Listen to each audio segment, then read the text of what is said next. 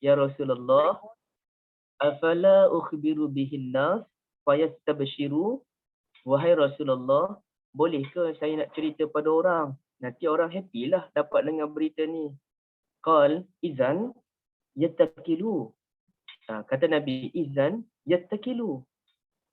Kalau cerita ni saya bimbang nanti orang pun duduk relax lah. Dan mengucap pun dah masuk syurga. Nak bersungguh apa lagi? Jadi Nabi sebut izan yattakilu. Kalau nanti mereka akan duduk bergantung pada kalimah la ilaha illallah Muhammadar Rasulullah sahaja dan mereka tidak ada usaha untuk beramal. Baik.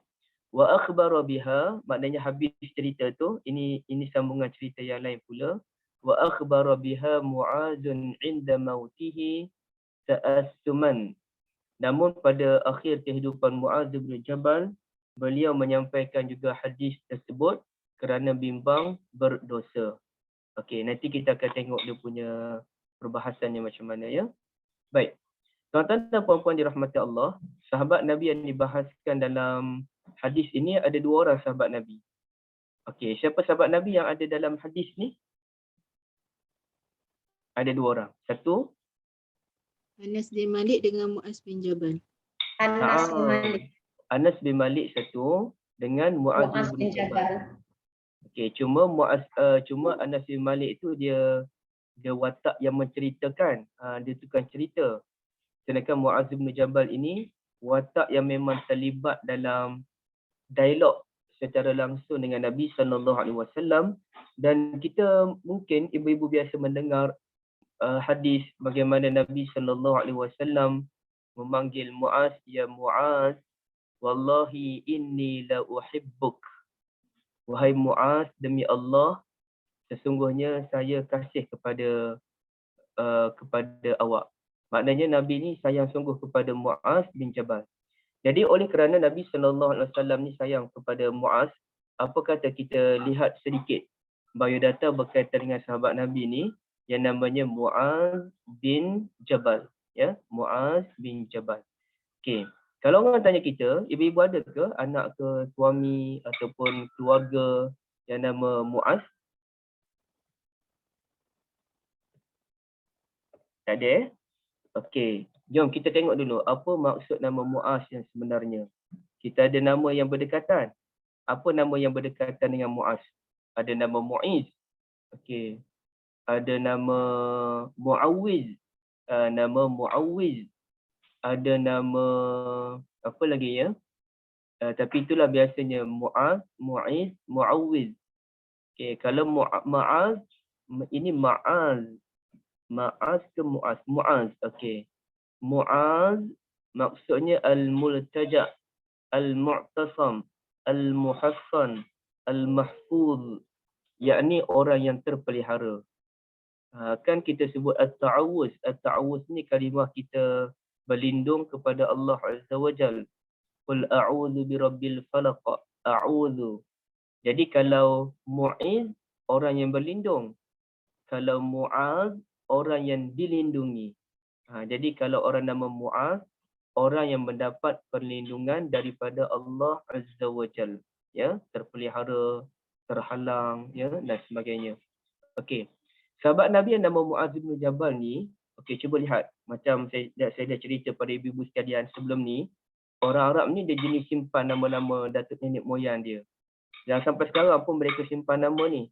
Dan tak mustahil ada keturunan Muaz bin Jabal yang mana mereka simpan sanad tu satu, sanad pula, silsilah tu satu sampailah ke Muaz bin Jabal radhiyallahu an. Jadi benda tu tak mustahil.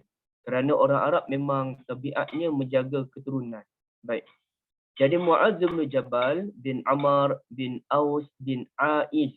Ni. Aiz lebih kurang sama dengan nama Muaz. Bin Adi bin Ka'ab bin Amr bin Uday bin Sa'ad bin Ali bin Sa' bin Asad bin Saridah bin Yazid bin Jusham bin Al-Khazraj. Jadi nampak? Okey, berdasarkan nama ni, ibu-ibu agaknya dia ni daripada golongan mana? Golongan Aus ke golongan Khazraj? Khazraj. Khazraj, ada nama Al-Khazraj. Walaupun sini pun ada juga Aus. Tapi lebih tepat beliau ini ialah orang Khazraj. Dan ini disebutkan sendiri, gelaran beliau Abu Abdurrahman Al-Ansari Al-Khazraji. Kaum Khazraj, Al-Madani, orang Madinah. Al-Badri apa? Join perang Badar. Yes. Siapa yang bagi jawapan ni? Saya tak nampak nama. Saya. Dr. Lily. Baik. Al-Badri, orang yang terlibat dalam perang Badar. Syahid al-Aqabah syaban amrad. Maknanya beliau terlibat dalam perjanjian Aqabah. Perjanjian Aqabah ni yang masa orang Madinah pergi ke Makkahul Mukarramah. Jadi masa tu dia budak lagi. Pun dia dah pergi dah ke Mekah untuk buat perjanjian dengan Nabi SAW. Yang ada dua tu kan. Al-Aqabatul Ula wal-Aqabatul Thaniyah.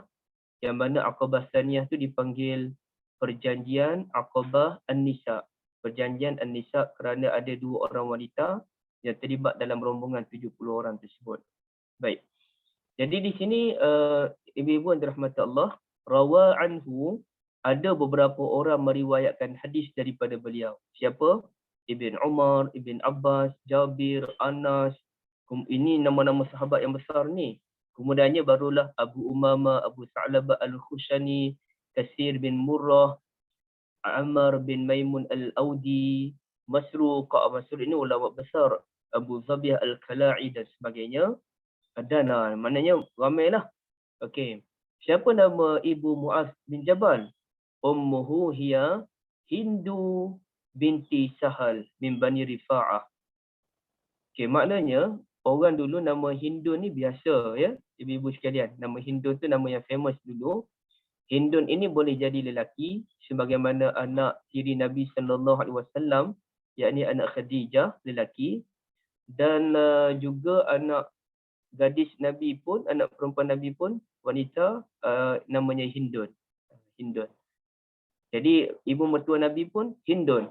Maknanya bukan nama Hindun ni nama yang popular lah. Baik. Muaz terlibat dalam perang Badar masa tu umurnya sekitar 20 tahun ataupun 21 tahun. Dan kemudian beliau ini pergi ke Himsa.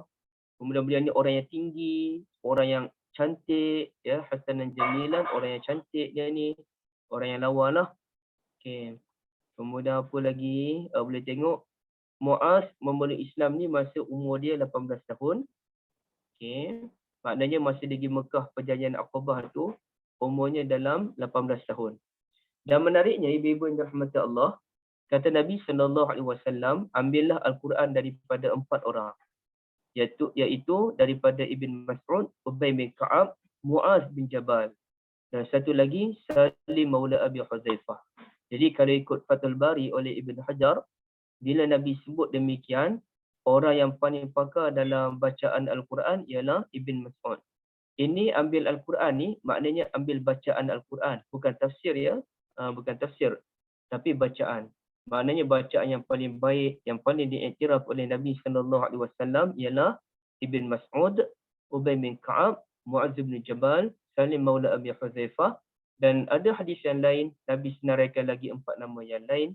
Jadi bukannya 4 orang ni saja, tapi di dalam 7 ke 8 orang sahabat Nabi yang paling top dalam bacaan Al-Quran yang paling tepat daripada sudut tajwid, sifatul huruf, makhraj huruf dan sebagainya. Sekejap ya.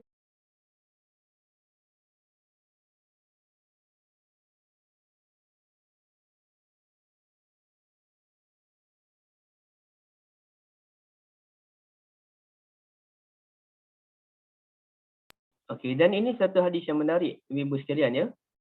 Kata Anas bin Malik daripada Nabi SAW, arhamu ummati bi ummati Abu Bakar. Orang yang paling pengasih, anak angkat Abu Huzaifah. Dia bukan anak angkat Dr. Lily, tapi dia orang yang diislamkan oleh, orang yang dibebaskan oleh Abu Huzaifah. Ataupun dia diislamkan oleh Abu Huzaifah. Saya keliru. Maula ni boleh jadi dulu dia hamba, kemudian dia dibebaskan, ataupun memang dia hamba, jadi maula ni hamba. Boleh jadi dia masuk Islam di tangan orang itu, maka dia dipanggil maula. Baik. Jadi nak kena tengok balik dia hamba ke dia diislamkan oleh Abu Huzaifah. Orang yang paling pengasih kalangan umat ialah Abu Bakar. Wa ashadduha fi dinillahi Umar. Orang yang paling berprinsip, orang yang paling tegas dalam agama ialah Umar. Wa asdaquha hayaan Uthman. Orang yang paling pemalu, bukan pemalu yang tak layak jadi pemimpin, tapi pemalu untuk melakukan perbuatan yang diharamkan oleh Allah, bahkan malu untuk melakukan perbuatan yang sia-sia ialah Uthman.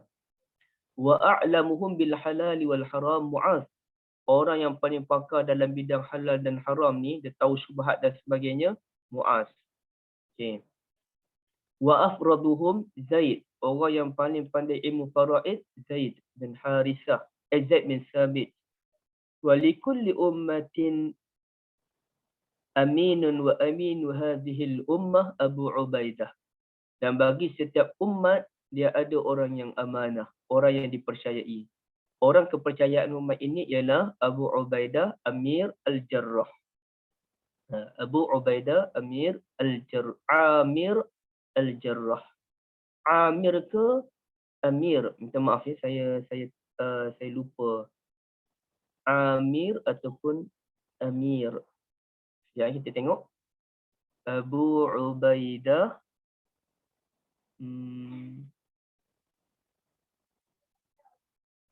Al-Jarrah. Amir, Ain ya, Ain Alif. Amir Al-Jarrah. Baik.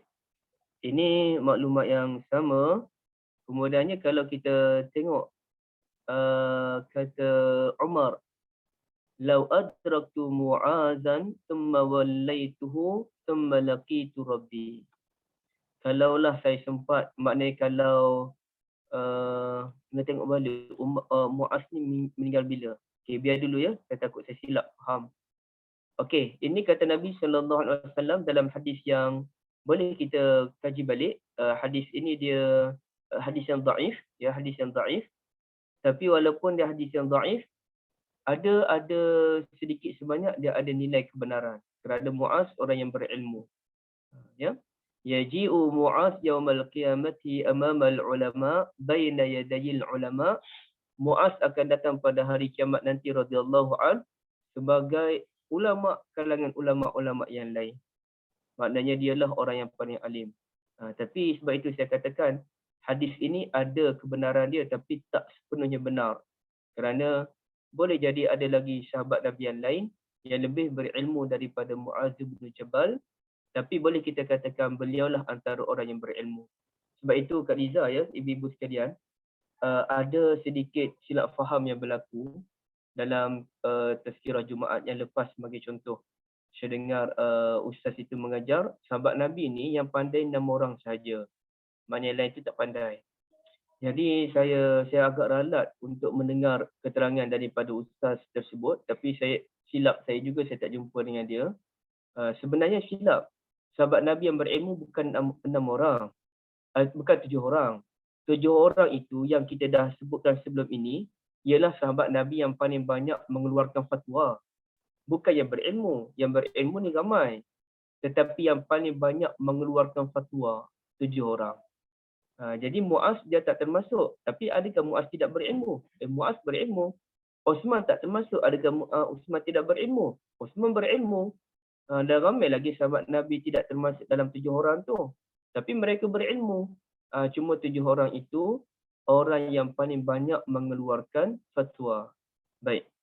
Jadi banyak ni tentang Mu'az bin Jabal. Okey, boleh kita tengok macam-macam tu dan banyaklah hadis yang dibawakan oleh Mu'az bin Jabal yang disampaikan oleh Mu'az bin Jabal daripada Nabi Muhammad sallallahu alaihi wasallam. Baik, ni panjang cerita tengok. Tak habis-habis lagi dia. Sampailah ke bawah mana ni nak boleh habis ni. Kita cuba tengok satu benda je. Bilakah beliau meninggal dunia? Okey, beliau meninggal dunia menurut riwayat daripada Yazid bin Ubaidah, tuwfiya Mu'az sanata 17. Maknanya beliau meninggal pada tahun 17 Hijrah. Artinya umur beliau tak panjang lah. Ya, tak panjang. Berapa umur beliau ni? Kalau 33 tahun je. Memang pendek umur beliau ni. Umur 33 tahun sahaja. Sebab caranya macam mana kita nak kira? Okey. Dia masa dia masuk Islam tu umurnya sekitar dalam 20 tahun. Jadi bila sebelum masa hijrah tu, masa Nabi nak hijrah tu, masa satu hijrah tu umurnya sekitar 20 tahun. Jadi kalau 20 tahun, beliau meninggal pada tahun 17, 20 tambah 17, 37. Maknanya sekitar itulah 30 lebih lah umurnya. Kalau sini kata umurnya 38. Okey. 38 umurnya. Ada yang kata umurnya, betul lah. Dia masuk Islam sekitar umur 20. Dah perjanjian Aqabah tu pun dia dah umur 18 tahun. Jadi kalau masa hijrah tu dia umur sekitar 20. Campur dengan 17 hijrah atau 18 hijrah. Jadi umurnya sekitar 37 dan 38. Artinya masa Nabi SAW meninggal dunia, Nabi meninggal berapa hijrah ibu-ibu sekalian?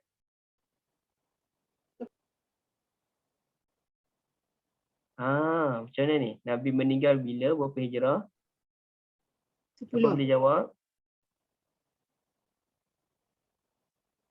Kak Liza? 10 tahun Nabi di Madinah. 10 tahun tapi berapa hijrah? Dr. Lily berapa? 10.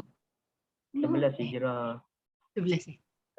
Nabi SAW meninggal pada tahun ke-11 hijrah. Jadi maknanya umur beliau semasa Nabi meninggal tu sekitar dalam 30-31 je. Tapi dalam keadaan umur beliau 30-31 tu, beliau sudah menjadi orang yang terkemuka dan pernah Nabi SAW pun menghantar Muaz ke Yaman untuk menjadi qadi di Yaman. Mana muda lagi masa tu, umur 30 tahun baru. Allahu Akbar, malu kita kan. Saya lah kena malu lah. Muaz dalam muda tu dah jadi qadi, orang yang sangat berilmu. Dan ibu sekalian, apabila beliau dapat duduk satu tunggangan dengan Nabi SAW, ini menunjukkan hubungan beliau dengan Nabi tu rapat. Walaupun Nabi ni layan sahabat mana-mana pun sama je. Tapi nak beri duduk kenderaan dengan Nabi ni bukan calon-calon orang lah. Jarang-jarang lah orang yang ada kesempatan. Antaranya Muaz, Ibn Abbas. Itulah antara orang yang ada kesempatan membina hubungan yang lebih erat dengan Nabi Muhammad bin Abdullah sallallahu alaihi wasallam. Baik. Jadi itu sedikit pengenalan berkaitan dengan Muaz bin Jabal. Semoga dengan itu kita lebih menyintai sahabat Nabi ni. Dan kalau ditanyakan kenapa namanya Jabal, ayahnya nama Jabal, kerana orang Arab ni dia suka nama-nama yang menunjukkan kekuatan. Jadi Jabal ni artinya bukit. Bukit melambangkan satu benda yang kuat, yang menjadi autad ataupun pasak kepada bumi. Jadi kalau bukan kerana bukit, maka bumi ni pun akan goncang. Kerana bukit ini mengambangkan sesuatu yang kuat, tidak mudah dirobohkan. Maka orang nama Jabal ini sebenarnya sedikit sebanyak ada kaitan dengan nama Nabi Harun alaihi salatu wassalam. Baik.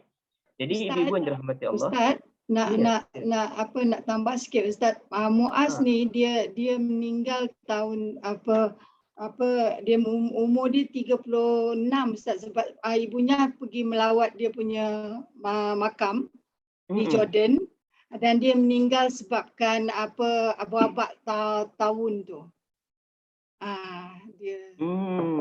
Jadi dia kalau kita tengok kat dalam ensiklopedia, dia lahir pada 603 dan meninggal pada 639. Dan dia kuburnya masih ada di Jordan. Boleh visit lah dekat Okey.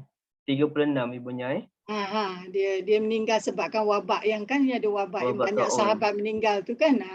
Sekali dengan Abu Ubaidah. Itu saja Ustaz. Jazakumullah khairan ibunya atas maklumat yang penting. Ada dua tambahan ya.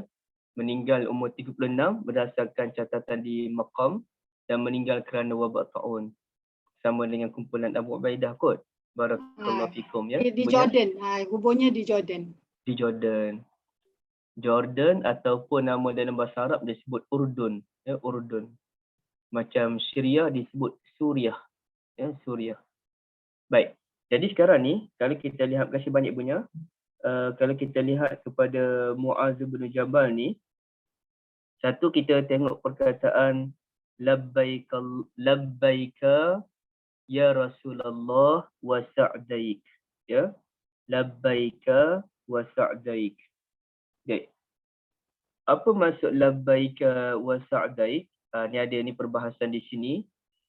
Ma'nahu huna al-ijabah. Maknanya itulah cara menjawab. Wa sa'du al-musa'adah. Manakala perkataan wa sa'daik, wa sa'du musa'adah artinya bantuan. Ya.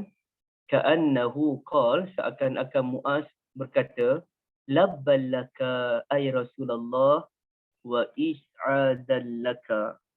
Artinya apa? Saya memenuhi panggilanmu wahai Rasulullah dan saya sedia membantumu.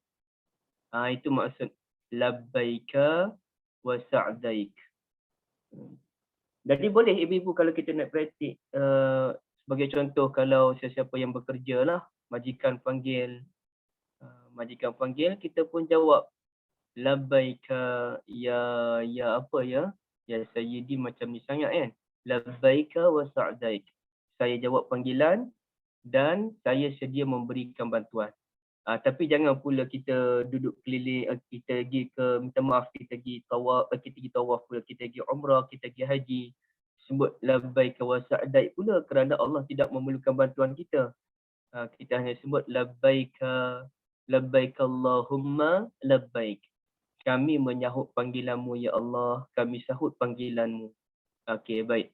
Jadi di sini labbaika artinya kami menyahut, saya menyahut panggilanmu, wa sa'daik dan saya sedia memberikan bantuan. Dan menariknya ibu-ibu yang dirahmati Allah, kalau ibu-ibu nak tengok dalam buku tu muka surat 385 ya. Muka surat 385 pada perbahasan pada perenggan yang kedua ya. Pada perenggan yang kedua. Okey. Dia begini ibu-ibu sekalian. Boleh ke saya cerita sikit dari sudut kaedah bahasa Arab dia. Dia sebenarnya labba je. Ni Kak Liza Labban ni satu. Wa is'adan satu. Tapi sekarang ni kita baca labban ke labbai? Labbai kan? Labbaika. Labbaika. Labbaika dua. Labbaika ni dua. Dalam bahasa Arab dipanggil musanna. Wa sa'daika dua. Dipanggil musanna. Kalau labballaka, saya menyahut panggilanmu, satu je. Tapi bila kita sebut labbaika, saya menyahut panggilanmu dua kali. Kalau wasa'dallak satu. Tapi kalau sebut wasa'daik itu dua musanna. Maknanya saya sedia beri bantuan, Artinya dia gandaan. Labbaika ya Rasulullah, saya menjawab panggilanmu wahai Rasulullah dan saya menjawab panggilanmu. Wasa'daik, saya sedia berikan bantuan, ya saya sedia berikan bantuan. Artinya dua kali. Menjawab demi jawapan, bantuan demi bantuan. Maka bila kita ke Mekah tu, labbaik Allahumma labbaik, saya menjawab panggilanmu, ya Allah. Wa labbaik, saya menjawab panggilanmu dan saya menjawab panggilanmu. Artinya panggilan demi panggilan, menggambarkan sesuatu yang tidak putus. Ya, menggambarkan sesuatu yang tidak putus. Lepas selesai menjawab satu panggilan, kita bersedia untuk menjawab panggilan yang lain. Ya. Lepas kita memberikan satu bantuan kepada Nabi SAW dan kita bersedia untuk membantu sunnah Nabi daripada aspek yang lain pula. Tanpa henti. Jadi lafaz musanna ataupun lafaz gandaan dua yang disebutkan pada perkataan labbaika dengan wasa'daik menunjukkan kita bersedia untuk memenuhi permintaan Rasulullah SAW tanpa putus, ataupun kita bersedia menjawab panggilan Allah tanpa putus selesai daripada menunaikan haji, Ya, kita hidupkan ruh haji di Malaysia pula. Selesai kita menunaikan ibadah umrah, ya kita hidupkan semangat umrah di Malaysia pula. Begitu. Jadi kalau begitu juga kalau kita menyambut panggilan, kita nak sambut orang datang ke rumah kan. Dalam bahasa Arab macam mana? Kak Liza nanti Kak Syida sampai ke Penang. Kak Liza nak kata macam mana pada Kak Syida tu dalam bahasa Arabnya? Macam mana? Ibu-ibu sekalian ada jawapan tak? Bila orang datang tu kita nak jawab apa? Kita nak kata apa pada orang yang datang tu? Bahasa Melayu tak lah Ustaz. Sila masuk. Tu bahasa Melayu, tak bahasa Arab. Bahasa Arab macam mana? Marhaban. Marhaban. Kenapa tak jawab jamak? Dia macam ni, maksud musanna ni Dr. Lily ialah panggilan tanpa putus. Itu maksud di sebalik musanna tu. Okey. Dia maknanya percakapan tu pun dia perlu disesuaikan dengan kaedah bahasa Arab jugalah. Macam mana tu? Allah Alam. Marhaban. Ada lagi sikit lagi ibunya. Ada Makcik Asmah di sini. Silakan. Macam mana tu? Ahlan wa sahlan wa marhaban bikum. Allahu Akbar. Sebiji macam cara orang Arab cakap. Okay. Ahlan wa sahlan wa marhaban bikum. Kadang-kadang kita nak nampak macam Arab sikit kan Kak Liza. Kita kalau awak anta kan, anta, anti. Saya pun dah lama dah tak cakap mana anta, anti ni. UM dulu je saya sembang macam tu. Tapi yang kebanyakan orang sekarang ni dah kita tak cakap macam tu dah. Okay, baik. Jadi kalau kita sebut anta, anti tu macam Melayu sangat. So kita ubah slang sikit. Enta, enti. Dan kalau nampak ni sikit, ente, enti. Ente apa khabar? Okay, ente. Enta ni macam ni sangat. Ente. Tapi kalau orang Kedah, macam tempat Kak Liza and the gang, dia tukar lagi. Kalau ramai antum kan? Antum. Tapi kalau orang Kedah dia tukar antapa. Hampa jadi antapa. Jadi itu dia ambil bahasa Arab, dia campur pula dengan Kedah. Habis kacau. Baik. Ahlan wa sahlan. Kalau kita orang datang rumah macam Kak Liza sebut tadi, sila ataupun silakan masuk, ya, dipersilakan. Jadi kita pun nak kena tanya juga tu apa maksud sila tu. Apa usul kalimah sila? Yang kita tahu sila ni duduk bersila. Jadi apakah dia maksud sila tu? Jadi kita nak kena kaji usul bahasa sila tu macam mana. Entah ada usulnya ataupun tidak ada usulnya. Tapi kalau dalam bahasa Arab, bila kita sebut ahlan, nanti Kak Liza, Kak Syida datang, Kak Liza pun sebut ahlan wa sahlan. Ahlan tu artinya selamat datang. Ahlan ni kan dia ahli, keluarga. Ini ahli kami, keluarga saya, keluarga kami. Artinya ahlan, Syida, selamat datang Syida. Syida ibarat keluarga kami. Wa sahlan, sahlan ni mudah. Di sini segala kemudahan ada. Syida nak makan apa? Nak makan laksa Penang, kita boleh cari. Nak makan nasi kandar, kita boleh cari. Wa sahlan, di sini ada segala kemudahan setakat yang mampulah. Wa marhaban bikum, dan kami berbesar hati menerima kedatangan Syida sekeluarga. Jadi itu dia punya usul dia. Ahlan tu bukan sekadar selamat datang, tapi selamat datang saudara bagaikan keluarga bagi kami. Itu dia punya filosofi dalam bahasa Arab ni dia tinggi. Dia bukan sekadar benda yang biasa. Macam kita, orang panggil kita contohnya Zukhairi, saya pun jawab ya je lah. Apa lagi maksud di sebalik ya? Tak ada maksud apa. Ataupun paling kita beradab sedikit, kita akan jawab ya, apa yang boleh saya bantu? Okey, ada nilai apa yang boleh saya bantu. Tapi bahasa Arab dia lain. Labbaika, saya menjawab panggilan itu tanpa putus. Wasa'daik, dan saya sedia memberikan bantuan, bukannya apa boleh saya bantu, tapi terus menawarkan diri, saya sedia memberikan bantuan. Saya sedia memudahkan urusan saudara. Jadi begitu. Jadi ini menunjukkan dia punya usul kalimah dalam bahasa Arab ini dia sangat tinggi, ibu-ibu yang dirahmati Allah. Maka tidak hairanlah kalau Allah Ta'ala menyatakan inna anzalnahu Qur'anan Arabiyyan. Inna ja'alnahu Qur'anan Arabiyyan. Jadi kami turunkan Al-Quran dalam bahasa Arab. Sesungguhnya kami jadikan Al-Quran itu Arabiyyan, bahasa Arab. Yakni bahasa yang paling meluas dan paling mendunia. Baik. Jadi 3 kali Muaz bin Jabal jawab, labbaika ya Rasulullah wa sa'daik. Labbaika ya Rasulullah wa sa'daik. Nabi panggil 3 kali dan beliau menjawab sebanyak 3 kali, labbaika ya Rasulullah wa sa'daik. Baik. Kalau kita lihat kembali kepada hadis tadi, okey, saya rasa saya kena buka 2 tempat lah.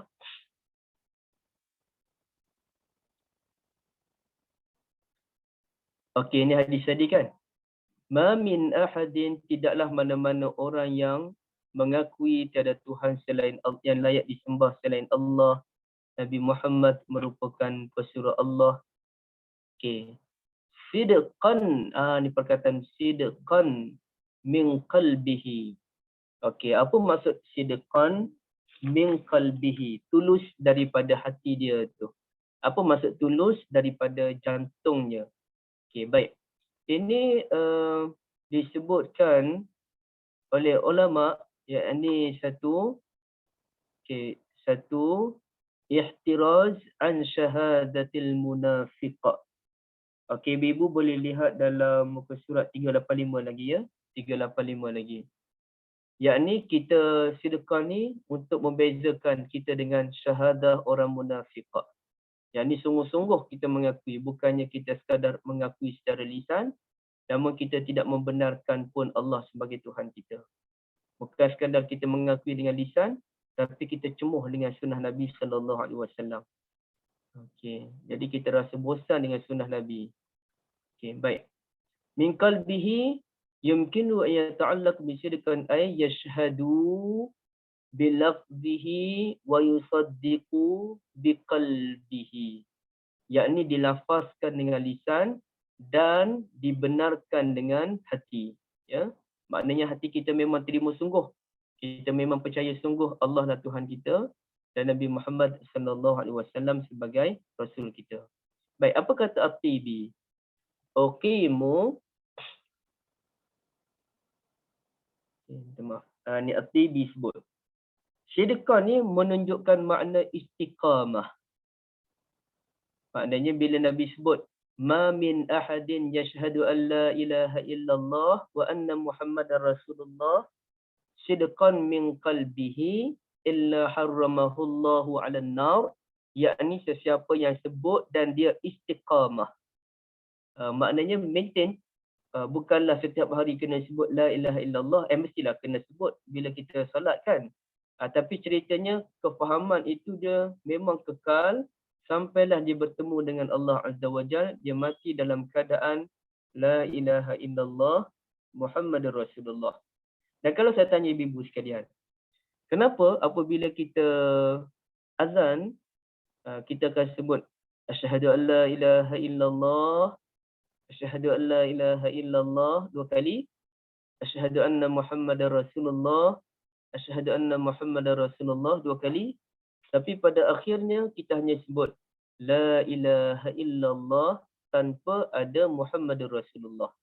Bahkan ditukar itu daripada asyhadu an la ilaha illallah ditukar kepada la ilaha illallah. Kenapa tu? Siapa ada jawapan yang boleh dikongsikan?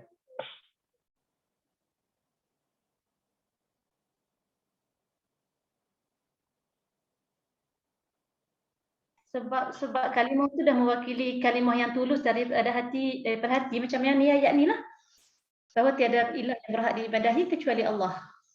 Tapi kenapa boleh tukar tu asyhadu an la ilaha illallah kepada la ilaha illallah? Dan kenapa tidak ada Muhammadur Rasulullah pada hujung tu? Dalam azan, dalam iqamah, Muhammadur Rasulullah tak ada dah, ada sekali tu je. Sedangkan asyhadu an la ilaha illallah ada 2 kali. Mula-mula asyhadu an la ilaha illallah, akhir sekali la ilaha illallah.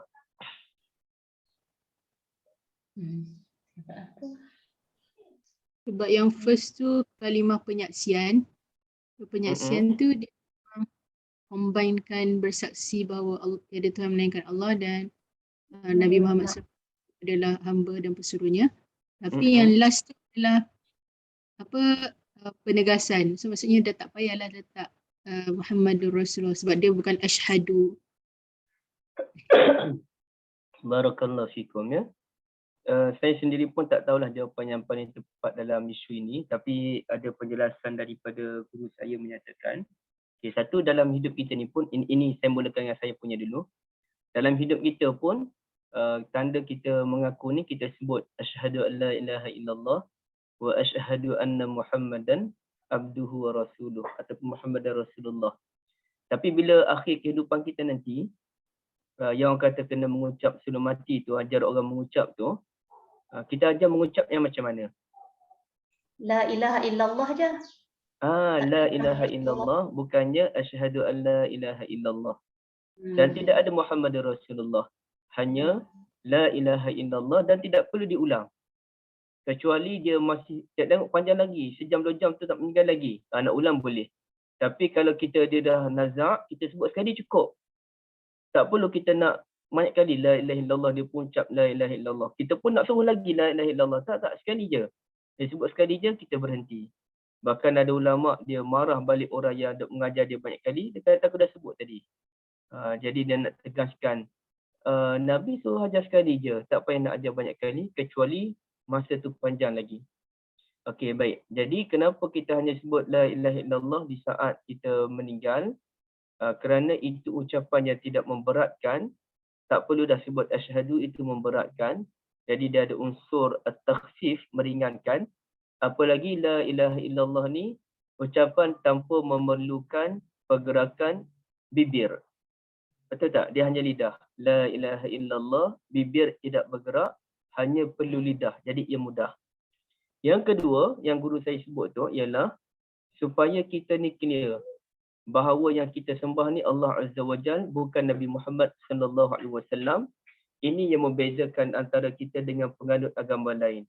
Seperti Kristian yang mana dia ni menjunjung Nabi Isa alaihi salam sebagai ibnullah, orang Yahudi menjunjung Uzair sebagai ibnullah.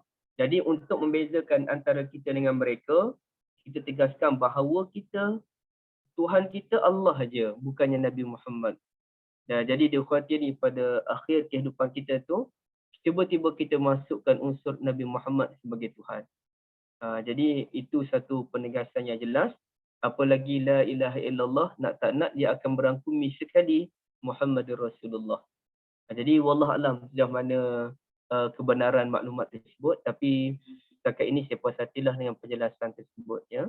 Okey, jadi syirkan min qalbihi yang pertama bermaksud istiqamah ya, istiqamah. Dan ini dinyatakan oleh ulama, al-istiqamah khairun min alfi karamah. Istiqamah lebih hebat daripada 1000 karamah. Tapi payah tak nak istiqamah? Ui, payah. Siapa kata senang tu hebatlah ya.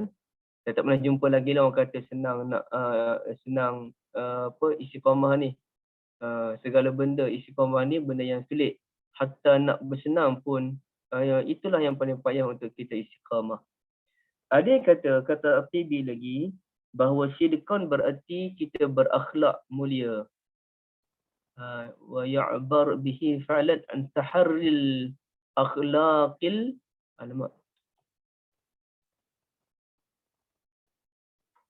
akhlaqil mardiyah. Sidqan min qalbihi ayat ini sidqan min qalbihi, yakni kita mengucap kalimah la ilaha illallah Muhammadur Rasulullah dan mesti dihiasi dengan akhlak yang terpuji. Bukan sekadar mengucap tapi perangai itu tidak terpuji, bahkan menyusahkan orang, itu bukan manifestasi dia. Sedangkan dalam perbahasan ahli sunnah wal jamaah, nak tak nak kita mesti gabungkan pengakuan asyhadu an la ilaha illallah, asyhadu anna Muhammadar Rasulullah dengan akhlak al-mardiyah ataupun al-akhlaq al-mahmudah. Jadi nak tak nak kena gabung. Dan benda ini disebutkan sendiri oleh Allah Azza wa Jal dalam ayatul Quran. Surah mana ni? Surah Az-Zumar ayat 33. wallazi jaa bis-sidqi wa saddaqa bih. Wallazi jaa bis-sidqi wa saddaqa bih. Dan orang yang membawa kebenaran Nabi Muhammad dan membenarkannya. Yakni kita membenarkan ajaran Islam ini dengan al-akhlaqul mardiyah, dengan akhlak yang terpuji, ya. Okey, baik. Jadi semalam ibu-ibu sekalian saya ada dengar satu apa ya, kuliah yang telah dipotong lah. Jadi saya pun tak faham apa benda lah dia nak sebut sebenarnya. Allah Ta'ala ni ibarat bapa, Nabi Muhammad ni ibarat Allah. Dia nak cerita gitu. Jadi sekali saya buang je lah video tu. Saya tak nak fikir-fikir benda macam ni. Tapi nak tak nak dia nak cerita mesti ada gabungan antara Allah Ta'ala dengan Nabi Muhammad. Saya setuju. Mesti ada gabungan. Itu dinamakan kalimah asyhadatain. Kalimah asyhadatain. Okay, baik. Sekejap ya.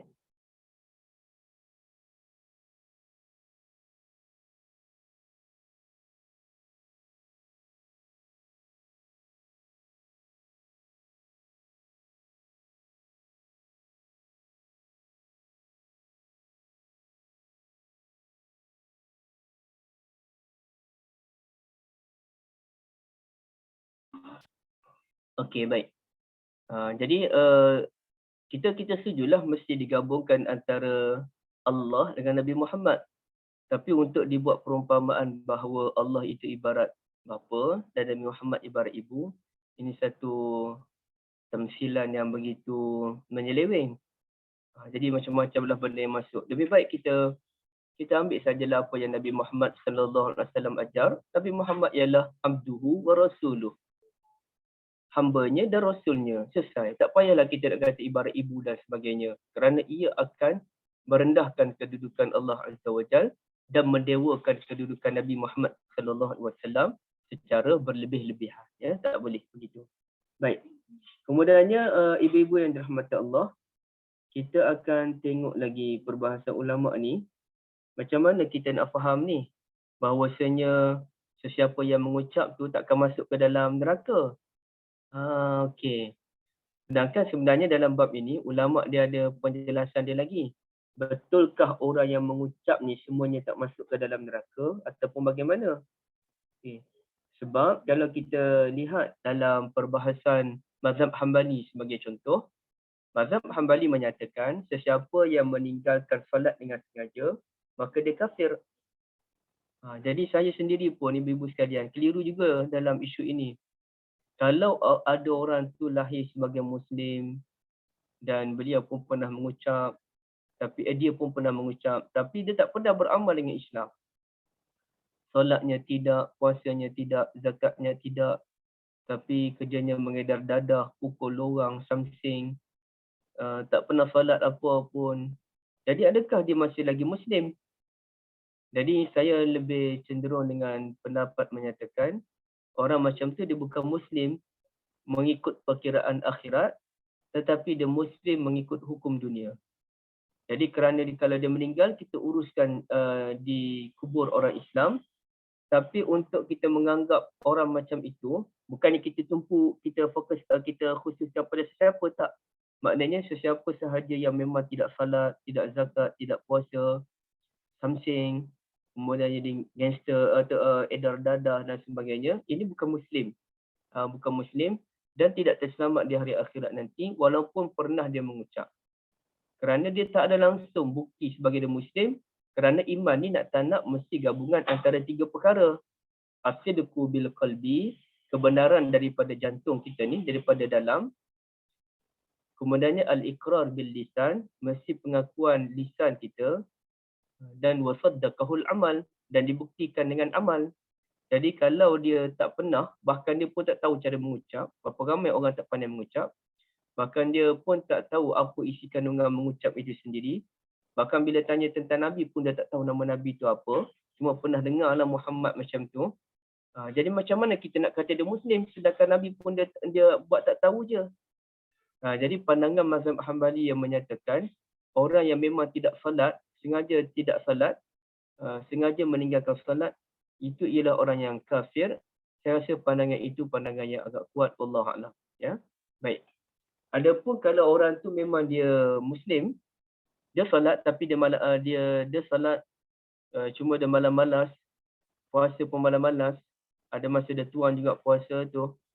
Okey, jadi orang macam ni tapi dia maksiat yang dilakukan dia banyak, naudzubillah. Jadi macam mana tu kedudukan dia di hari akhirat nanti? Sedangkan dia mengucap. Maka ada beberapa pandangan ulama dalam bab ini.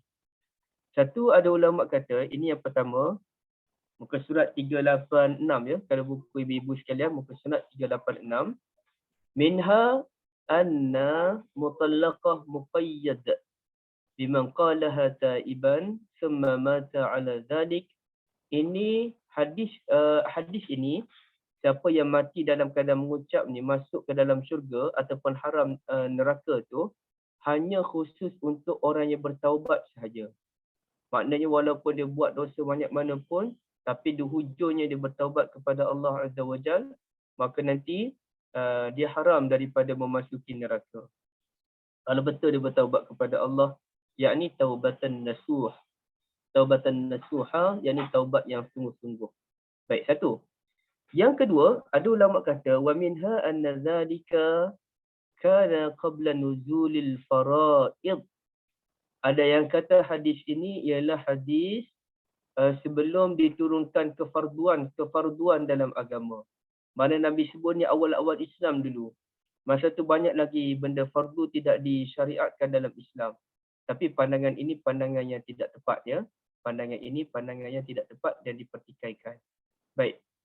Kemudian ada yang kata wa minha annahu kharaja makhrajal ghalib. Okey, baik doktor. Wa iyyakum. Wa minha annahu kharaja makhrajal ghalib. Apa maksud dia? Hadis ini perlu difahami menurut kebiasaan secara umum. Sebab biasanya orang yang mengucap kalimah la ilaha illallah ni, Muhammadur Rasulullah, biasanya mereka akan melakukan amalan ketaatan dan meninggalkan maksiat. Jadi maksud hadis Nabi ni, sesiapa yang mati dalam keadaan mengakui tiada Tuhan yang layak disembah selain Allah, Nabi Muhammad merupakan Rasulullah, maka dia layak, dia dijauhkan daripada neraka. Iaitu orang tadi merupakan orang yang melakukan amal ketaatan dan menjauhi maksiat. Ya, adalah maksiat yang dia buat, tapi standardnya dia bukan kaki maksiat. Okey. Bahkan dia buat amal ketaatan. Itu maksudnya, maknanya bukan sekadar mengucap tak, tapi mengucap dan memang dia praktik. Wa minha, ada ulama lain menyatakan andal murad bi tahrimihi 'alan nar khuludihi fiha la asla dukhuliha. Ada yang sebut maksud orang yang mengucap diharamkan daripada neraka ni artinya haram kekal selama-lamanya dalam neraka. Ya, haram kekal selama-lamanya dalam neraka.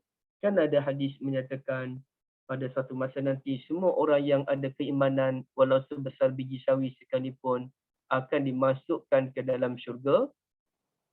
Jadi orang yang macam ni, ibu-ibu yang dirahmati Allah, kita kata apa ya?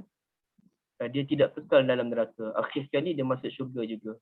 Dan boleh jadi orang yang meninggalkan salat itu pun masih boleh dianggap sebagai orang yang beriman, tapi bukan iman yang tulen lah. Okey, baik. Wa minha annal murad an-nar allati u'iddat lil kafirin la at-tabaqat allati afradat li 'afatil muwahhidin.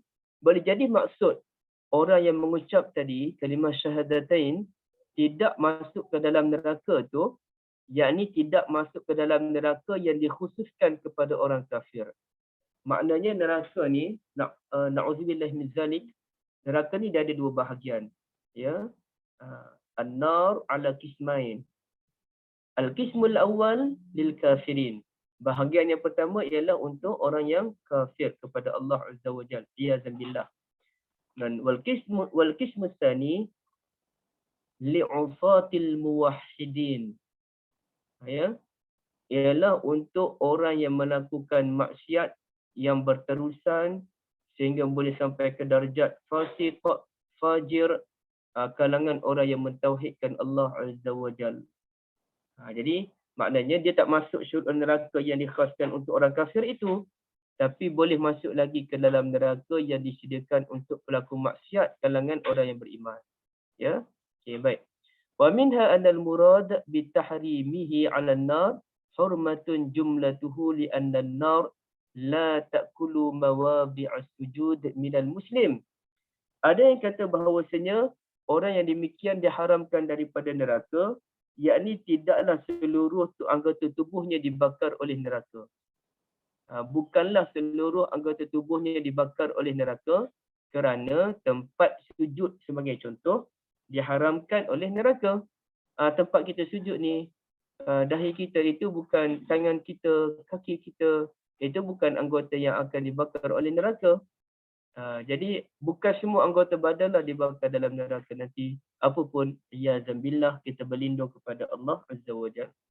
Jadi di sini maknanya, ibu-ibu yang dirahmati Allah, hadis daripada Nabi SAW tadi, orang yang macam ni diharamkan daripada neraka, telah dibahas panjang oleh ulama. Bukannya mudah-mudah macam tu je bebas daripada neraka.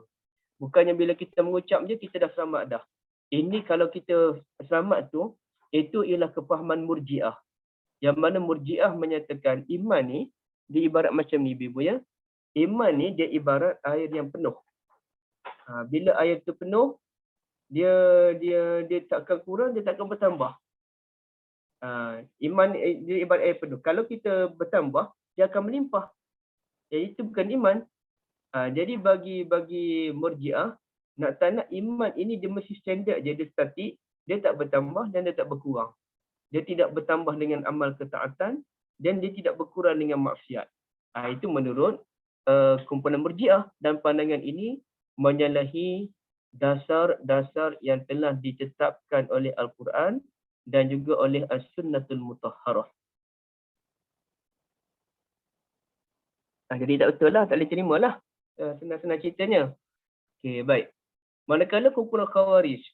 Khawarij ini pula menyatakan bahawasanya iman ni dia akan hilang apabila kita melakukan dosa besar.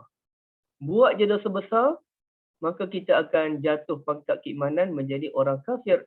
Itu Khawarij, itu melampau juga. Sedangkan bagi orang beriman kepada Allah Azza wa Jalla, ahli sunnah, menyatakan iman ni dia boleh tambah, dia boleh kurang. Ada masa tambah, dia penuh. Ada masa kurang sampai hujung. Tapi ada lagi baki-baki air beberapa titik dalam gelas tu. Kemudian dia boleh tambah balik, dia kurang balik, dia tambah balik, dia kurang balik, dia tambah balik, dia kurang balik. Jadi mengikut kepada kadar ketaatan dan amal seseorang itu sendiri. Jadi boleh jadi iman pada hari ini kita kuat, boleh jadi petang nanti kita tak berapa kuat. Okey, jadi itu pandangan ahli sunnah wal jamaah. Jadi untuk kita terus menyatakan sesiapa beriman kepada Allah, mengucap je la ilaha illallah Muhammadar Rasulullah, haram daripada neraka secara mutlak, itu menyalahi pandangan ahli sunnah wal jamaah. Bagi ahli sunnah, sesiapa yang melakukan maksiat dan maksiat itu melebihi kadar pahalanya, dia akan dimasukkan ke dalam neraka kecuali mendapat syafaat khasnya daripada Nabi Muhammad sallallahu alaihi wasallam. Wallahu a'lam. Boleh kita bincangkan Kak Liza dan Ibu, silakan.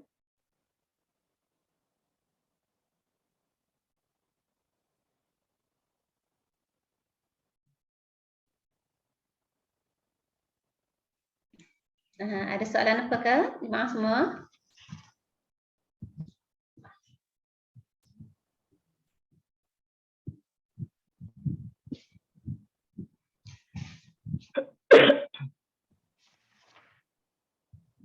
Sekejap je.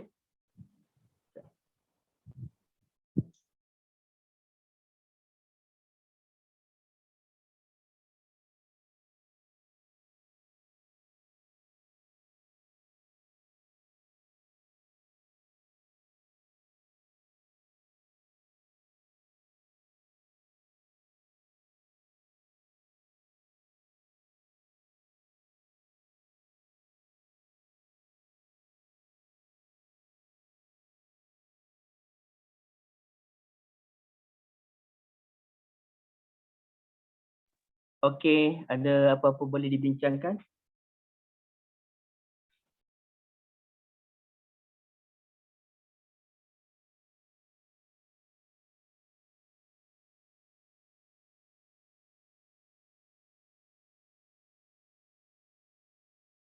Tak ada soalan apa Ustaz? Semua diam macam ni.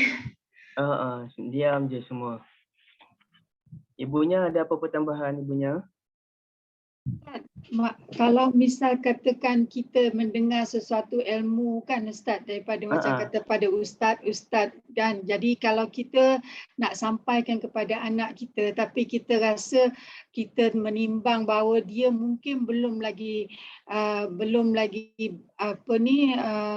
kita rasa dia mungkin lagi boleh menerima tu, kita simpan benda tu. Kalau kita itu adakah kita menyimpan sesuatu sedangkan hadis mengatakan kalau kita terima sesuatu kita sampai walau ayah kan. Jadi dekat sini macam mana kita nak buat pertimbangan sama ada kita menyembunyikan ilmu ataupun kita menunggu mengikut hadis ni, iaitu kita menimbang bahawa dia ni tak cukup lagi masa untuk menerima benda tu. Jadi macam ada wujud perbezaan, ada percanggahan. Satu, kita kena sampaikan ilmu yang apa kita dapat. Lagi satu, kita timbang tara. Benda ni boleh dia terima tak at this moment. Jadi macam mana tu Ustaz? Dia kasih banyak ibunya ya. Dia macam ni lah. Macam kita kalau anak-anak kita, cucu-cucu kita kan sekolah, dia ada darjah 1 ataupun dia ada tahap 1, dia ada tahap 2, kemudian dia ada sekolah menengah. Sekolah menengah pun kalau di luar negara tu dia ada menengah rendah, menengah tinggi atau tahap 1, tahap 2. Yang bahagian 1 ni tingkatan 1 sampai tingkatan 3, kemudiannya tingkatan 4, 5, 6 kan. Dan bila universiti ni dia ada degree, dia ada master, dia ada PhD. Dan lepas PhD tu dah ada lagi kajian-kajian di peringkat pensyarah, dia ada postdoc dan sebagainya. Jadi begitulah cara menguruskan ilmu ibunya. Jadi kita tidak ceritakan benda yang berat kepada darjah 1. Macam sekarang ni pun sekolah dah ajar benda-benda berat pada darjah 1, darjah 2. Sedangkan mereka tak dapat nak terima pun benda tu. Mereka sekadar belajar dan mereka tak faham mungkin. Jadi kena tengok sasaran kita tu siapa. Ia tidak termasuk dalam menyembunyikan ilmu, tetapi ia termasuk dalam bab pengurusan ilmu yang betul. Ya? Menguruskan ilmu. Termasuklah kalau ilmu menjahit pun kita akan ajar satu-satu. Mula-mula dalam ilmu menjahit ni apa dia, kemudiannya apa. Ilmu memasak pun satu-satu. Yang paling penting ilmu mengenal dulu. Mengenal sayur-sayur dan sebagainya. Ni dia tertukar pula lengkuas dengan kunyit dengan halia. Jadi payah juga kita kan. Jadi dia ada peringkat dia. Dalam apa benda pun ada peringkat. Jadi kita ni mengurus bukannya menyembunyikan. Jadi kita duk bahas ni bab kita sampaikan ilmu pada satu kumpulan yang sesuai, tidak kepada kumpulan lain yang tidak sesuai. Kerana bimbang mereka akan salah faham terhadap ilmu itu sendiri. Wallahu a'lam. Itulah ibunya ya. Begitu jugalah Ustaz, kalau misal kita dapat itu kalau dengan anak tu kita boleh tahu dia tingkap dia. Tapi kalau dengan sahabat-sahabat kita, bila kita nampak bahawa kita sampaikan sesuatu penyampaian ilmu dan kita rasa dia akan menolak. Dan kalau dia menolak, dia akan mungkin terjatuh akidah dia. Jadi kita meholkan, kita refrain ourselves daripada berkata kepada dia sebab kita nak menjaga dia tersebut atau mengeluarkan perkataan yang mungkin dia punya akidah terjejas. Sebab kita dah tahu dia akan tidak dapat menerima kita punya perbincangan, dia akan menolak. Jadi kita tak sampaikan benda tu. Jadi macam mana tu Ustaz? Saya setuju apa yang ibunya fahami tu. Walaupun dengan kawan pun kita tengok kalau benda tu kalau kita sampaikan menyebabkan dia akan memberikan reaksi yang negatif, maka kita biarkan dululah. Kita biarkan dulu. Hatta bukan dalam isu tu saja ibunya. Ibu-ibu sekalian, dalam solat pun Dalam solat kadang-kadang kan imam tersilap baca. Nah, kita nak tegur imam. Tapi kadang-kadang kita jadi let go dululah, biarlah dulu kesalahan imam tu kita tegur lepas solat lah. Kerana saya sendiri pun pernah saya tegur kesilapan imam, tapi saya tegur tu saya tunggu imam berhenti dulu. Imam berhenti, mana dia sampai ayat waqaf, saya pun tegur subhanallah, saya pun betulkan balik bacaan dia. Dan imam bagi tahu saya dia terkejut. Bila dengar kata subhanallah terkejut dia, gabra dia. Jadi alamak, gabra pula. Dan ada orang yang imam ni, setengah imam bila kita tegur subhanallah, dia gabra sampai dia lupa terus ayat apa yang dia baca. Jadi nak tak nak kita pun kadang-kadang betul itu ayat Quran tak boleh dibaca salah. Tapi bukan isu kita nak betulkan kesalahan ayat Quran tu, tak. Tapi kita menunggu masa yang sesuai untuk membetulkan bacaan tersebut. Dan ada orang saya tak betulkan pun kerana saya tahu dia sedar kesalahan dia. Terutamanya orang yang hafal Quran, dia jadi imam, dia tersilap baca, dia sedar kesilapan dia akan cek sendiri lepas tu. Ada orang yang kita perlu tegur, ada orang yang kita tak perlu tegur. Jadi maknanya dalam solat pun kita lihat juga masa yang sesuai untuk kita menegur kesilapan imam itu sendiri. Wallahualam. Oh, Ustaz, maknanya kalau macam katalah macam sekarang ni kami ni belajar daripada Ustaz, ramai banyak orang kat dalam grup ni. Kemudian kita nak sampaikanlah kepada ahli paling terdekat sekali, ahli keluarga kita.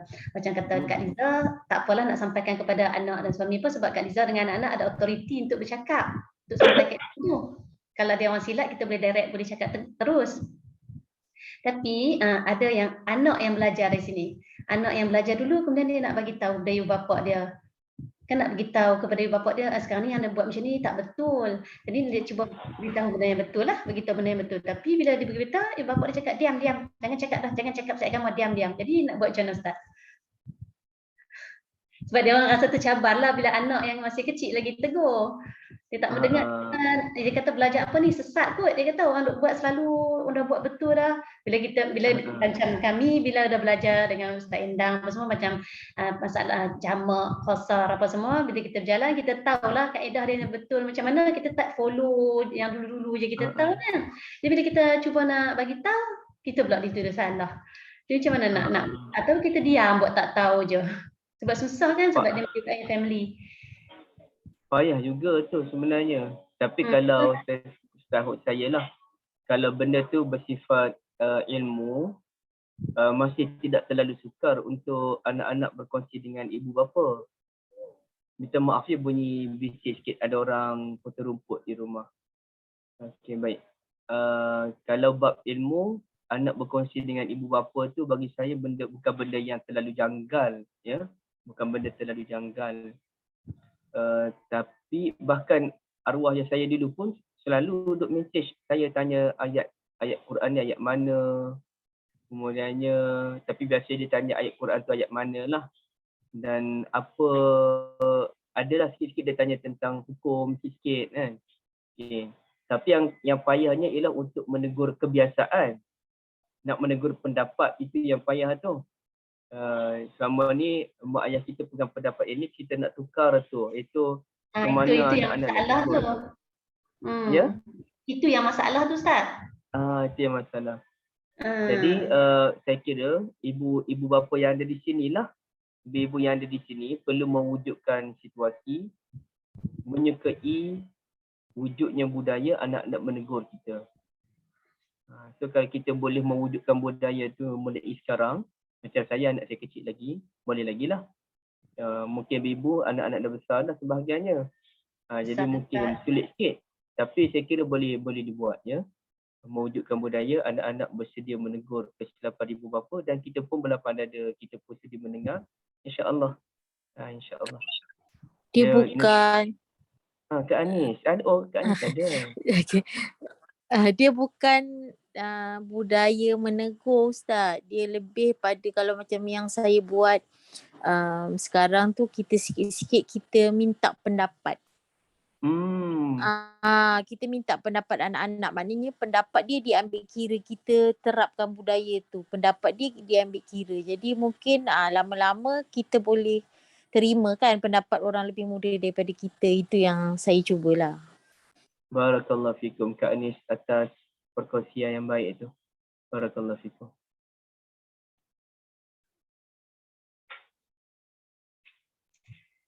Ada siapa-siapa nak tambah ke, nak tanya Ustaz soalan lagi? Silakan.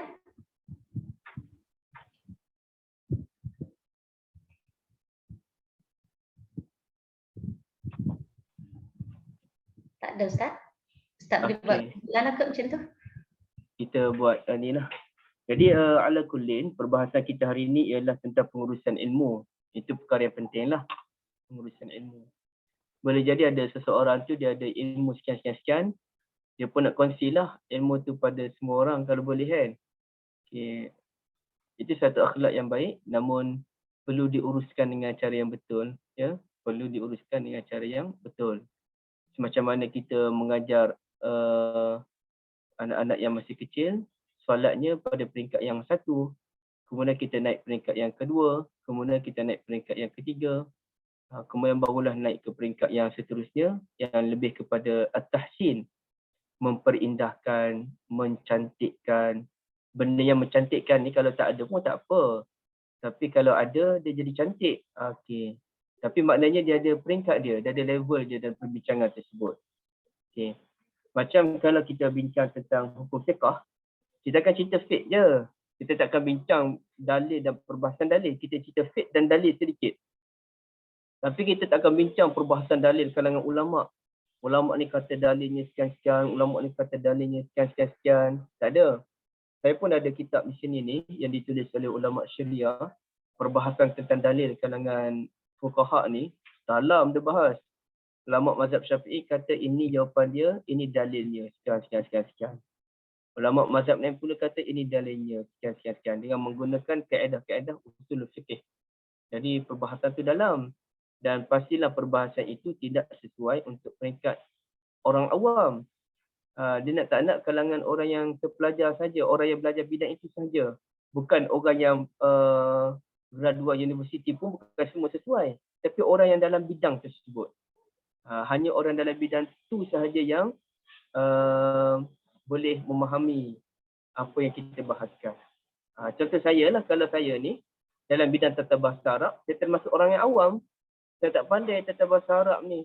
Apa lagi nak bincang tentang filosofi dia sebagainya. Saya jadi orang awam. Bising bunyi, peterumput. Maaf ya. Okay.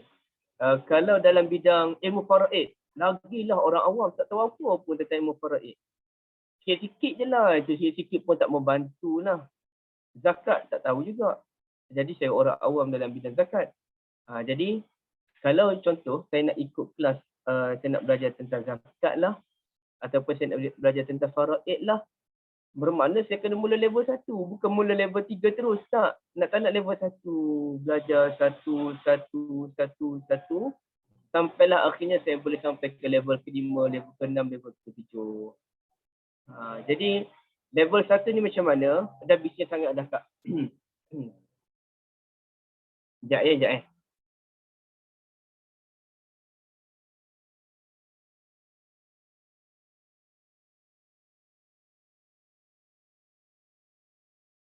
Okey. Kak Liza tak boleh Kak Liza. Orang potong rumput betul-betul depan rumah ni. Bunyi kuat. Kami okey je sini, tak dengar Ustaz lah ganggu. Tak dengar pun. Tak dengar okey je. Ke? Alhamdulillah. Okay, saya teruskanlah. Kalau level 1 ni macam mana? Level 1 ni nak tak nak kena belajar istilah dulu. Istilah asas dulu. Lepas belajar istilah asas tu, barulah masuk ke dalam perbahasan tentang hukum tersebut. Takrifan dia barulah masuk. Jadi tak bolehlah terus yang mengajar tu nak mengajar level tinggi. Contohnya saya nak belajar ilmu faraid, masuk kelas je, terus tenaga pengajar tu cerita, okey, sekarang ni kita nak buat praktikal. Kalau seorang bapa meninggal, dia ada seorang isteri, ada anak 8 orang, ada ibu dan ayah masih hidup lagi, ada adik-beradik lagi, okey cuba selesaikan. Tak bolehlah macam tu, peninglah kita. Macam mana nak settle benda tu? Dia kena cerita asas dulu. Ayat Quran apa tentang ilmu faraid ni? Hadis apa tentang ilmu faraid? Kemudian cerita bahagian mak berapa bahagian apa? Satu. Okey, buat contoh satu. Okey, Ini kalau kelas khas lah. Buat satu contoh, kalau orang tu ada suami isteri je, okay, cuba selesaikan masalah semua, buat kira semua. Lepas tu check satu-satu jawapan betul tak betul. Okay, lepas tu terangkan mana yang salah.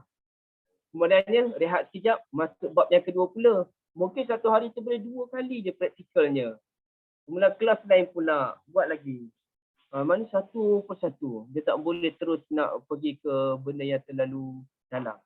Ataupun orang yang belajar tata bahasa Arab kat KN. Saya boleh cerita, kita boleh belajar peringkat 1 tu, kita belajar dulu.